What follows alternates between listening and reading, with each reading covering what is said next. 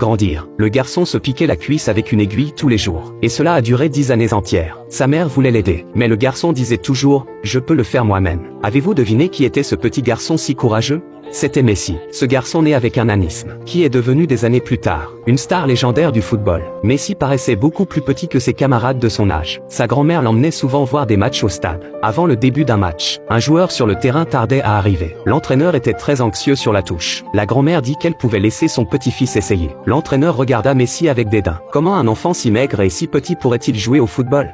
Mais la grand-mère dit avec confiance, il peut courir aussi vite qu'une balle. L'entraîneur lui lança le maillot. C'est ainsi que, le premier match de la vie de Messi commença. Cet enfant qui faisait une demi-tête de moins que les autres, que ce soit en vitesse ou en technique de dribble, dépassait largement ses pairs. Peu après le coup d'envoi, il dribbla plusieurs joueurs et marqua un but. Tous les spectateurs se levèrent pour l'acclamer. Même l'entraîneur supplia la grand-mère de venir avec Messi à l'entraînement tous les jours. Et les personnes présentes n'imaginaient pas que le nom de Lionel Messi résonnerait dans le monde entier quelques années plus tard. Pourquoi Messi pointe-t-il toujours ses deux mains vers le ciel après avoir marqué?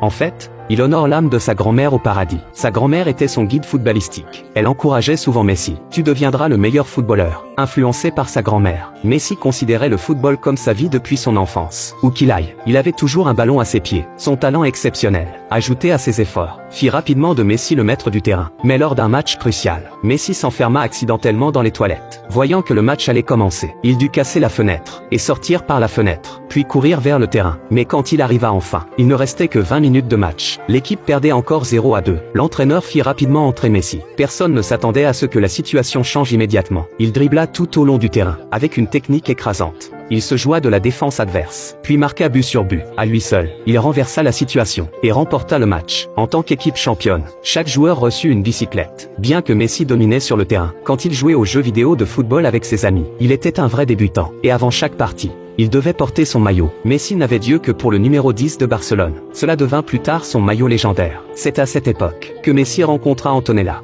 la cousine de son ami, qui deviendrait plus tard sa compagne de vie. Ils passèrent ensemble cette joyeuse période d'enfance, jusqu'à ce que le petit Messi ait 9 ans. Mais sa taille ne grandissait toujours pas. Ses parents l'emmenèrent à l'hôpital pour un examen. Il fut diagnostiqué avec un déficit en hormones de croissance, communément appelé nanisme. Il fallait le traiter rapidement, sinon sa taille resterait à jamais celle d'un enfant. Mais chaque injection du médicament coûtait plusieurs milliers. Bien que la famille vive déjà dans la précarité, les parents décidèrent quand même de soigner leur fils. Messi devait recevoir des injections d'hormones de croissance régulièrement. La crise financière frappa l'Argentine. Le père de Messi perdit son emploi. Le plus crucial était que la famille ne pouvait plus payer les frais de traitement de Messi. Le père mit ses espoirs dans les clubs de football. Mais ils refusèrent tous de payer les frais de traitement de Messi, car personne ne pouvait garantir que ce garçon atteint de nanisme réussirait. Ce pari était trop risqué pour eux. Finalement, un club espagnol tendit la main. C'était Barcelone. C'est ainsi que le père emmena Messi, âgé de 13 ans, dans ce pays étranger, pour commencer une nouvelle vie. Dans l'équipe de formation, Messi, de petite taille, semblait toujours déplacé. Ses coéquipiers le méprisaient et se moquaient souvent de sa stature. Mais une fois sur le terrain, son talent éblouissait tout le monde. Quand les dirigeants de Barcelone virent les performances de Messi à l'entraînement, ils déclarèrent que peu importe le coût du traitement, ils paieraient pour Messi, avec un traitement stable. Le nanisme de Messi fut progressivement guéri, bien qu'il n'ait pas grandi beaucoup. Une taille des 1m70 était déjà très bien. À 16 ans,